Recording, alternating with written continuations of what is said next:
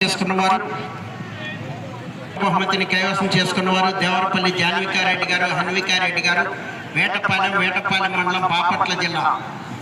రుద్రసింహారెడ్డి, సమరసింహారెడ్డి జత 4551 అడుగు 3 అడుగుల దూరాన్ని లాగి మొదటి బహుమతిని కైవసం చేసుకున్నాయి. రెండవ బహుమతిని కొప్పుల గోవర్ధన్ రెడ్డి గారు, ప్రమేష్ రెడ్డి గారు, మేళచెరువు మండలం, సూర్యాపేట జిల్లా, తెలంగాణ రాష్ట్రం వారి జత 4398 అడుగుల 5 అడుగుల దూరాన్ని లాగి రెండవ బహుమతిని కైవసం చేసుకున్నాయి.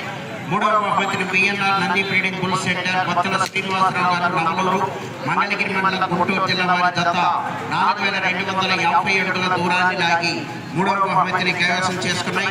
నాలుగవ బహుమతిని జిఎస్ఆర్ బుల్స్ గడిపూడి రాజా చౌదరి గారు, చంద్రలపాడు మండలం, ఎన్టీఆర్ జిల్లా, నంది తలైవ జత 4029 అడుగుల 1 అడుగుల దూరాన్ని లాగి నాలుగవ బహుమతిని కైవసం చేసుకున్నాయి.